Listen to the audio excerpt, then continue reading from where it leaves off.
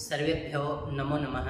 आज फिर हम जयपाल शास्त्री संस्कृत चैनल में उपस्थित हैं और आज हम छंद के विषय में पढ़ने जा रहे हैं जो हमारे अचटेट या नेट की परीक्षा में पूछे जाते हैं। तो वह प्रश्न कैसे करता है उस विषय में आज हम छंदों के विषय में पढ़ेंगे। विस्तार पूर्वक इनके जानकारी लेने के लिए आप हमारे चैनल जयपाल शास्त्री को सब्सक्राइब जरूर करें। छंदः छाद्यते इति छंदः, जिसमें निश्चित मात्राएं होती हैं वो छंद कहलाते हैं। और आज हमारा द्रुत विलंबित छंद का विषय है। इसका लक्षण है द्रुत विलंबित माह न भौ भरऊ, अर्थात जहां पर 12 मात्राओं का संवृत्त होता है वहां पर द्रुत विलंबित छंद होता है, जिसके प्रत्येक चरण में 12 मात्राएं हो, एक नगण हो, 2 भगण हो, एक रगण हो और 4 4 4 4 पर जहां पर यति होगी वो आपका द्रुत विलंबित छंद कहलाएगा। पिछले स्टेट में आया हुआ है कि 12 मात्राओं का समृद्ध कौन सा छंद कहलाएगा, तो वो द्रुत विलंबित छंद कहलाएगा। जब आप यहाँ पर इसका निशान लगाएंगे तो द्रुत विलंबित द्रु ह्रस्व, तय ह्रस्व, वी ह्रस्व, लय ह्रस्व होते हुए ये जो मैं है आधा, इसके कारण ये ह्रस्व होते हुए भी दीर्घ हो गया, तो इसके ऊपर हमने दीर्घ का निशान लगाया है। बी ह्रस्व, तय ह्रस्व, मा दीर्घ है, ह्रस्व न ह्रस्व, भौ दीर्घ, भय ह्रस्व, रौ दीर्घ। तो इस तरह से आपके एक नगण, नगण में क्या होंगे, तीनों के तीनों लघु होंगे। एक भगण, तो भगण में एस आई आई और दोबारा फिर भगण तो एस आई आई, और रगण में क्या होगा एस आई एस। तो ये आपका द्रुत विलंबित छंद है। ये इसका उदाहरण है। इदम इदम अनन्य परायण मनन्यथा मन्यथा हृदय सन्निहिते हृदयं मम, यदि समर्थयसे मदिरेक्षणे मदन बाण हेतोस्मि हतः पुनः। ई ह्रस्व, द ह्रस्व, मैं ह्रस्व, न ह्रस्व होते हुए भी पीछे आधा न आ गया, इसके कारण ये दीर्घ हो गया, संयोग हो गया और संयोग गुरु होने के कारण ये आपका दीर्घ हो गया। फिर ह्रस्व पै ह्रस्व रा दीर्घ य ह्रस्व अण ह्रस्व मैं, और उसके बाद फिर न आ गया, उसके कारण ये मैं फिर से दीर्घ हो गया। यह ह्रस्व था दीर्घ हिरे ह्रस्व द ह्रस्व यह ह्रस्व सम, इसके ऊपर ये अनुस्वार है, इसके कारण ये दीर्घ हो गया। नी ह्रस्व ही ह्रस्व ते दीर्घ है ह्रस्व द ह्रस्व यह के ऊपर अनुस्वार आ गया, इसलिए ये फिर दीर्घ हो गया। मैं और मैं ये दोनों के दोनों ह्रस्व हो गए। तो इस तरह से ये आपका द्रुत विलंबित छंद था, जिसके प्रत्येक चरण में 12 मात्राएं हो, एक नगण, 2 भगण, एक रगण हो, वो आपका द्रुत विलंबित छंद कहलाएगा। पुष्पिताग्र छंद। पुष्पिताग्र छंद का लक्षण है युजी च नजौ जगाश्च पुष्पिताग्रा। यह अर्ध समृद्ध छंद है।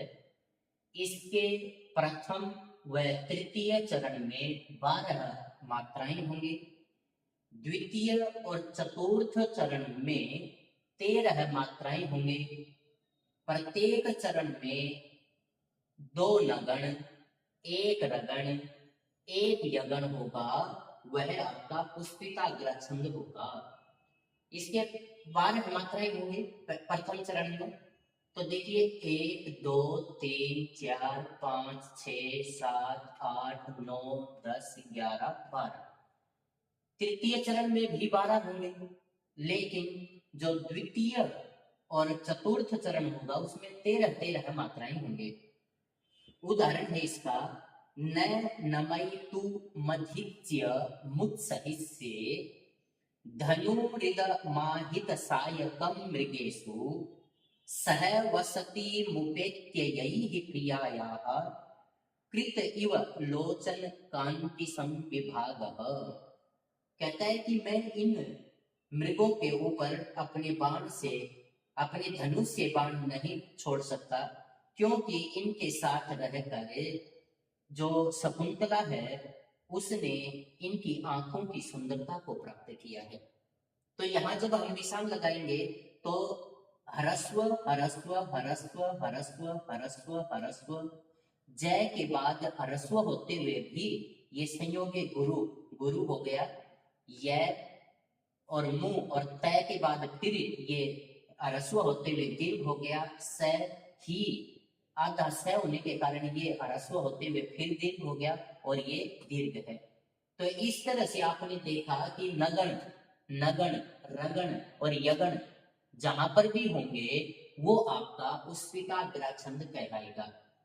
तो आपने देखा कि जो पहला और तीसरा चरण है उसमें 12 मात्राएं, दूसरा और जो चतुर्थ चरण है उसमें 13 मात्राएं, और जिसके प्रत्येक चरण में 2 नगण, 1 रगण, 1 यगण होगा, वह आपका पुष्पिताग्र छंद कहलाएगा। रथोधता छंद लक्षणम रन्नावीह रथोधता लघौ, जिस यह 11 वर्णों का समवृत्त है, इसमें 11 वर्णों के बाद ही यति होगी।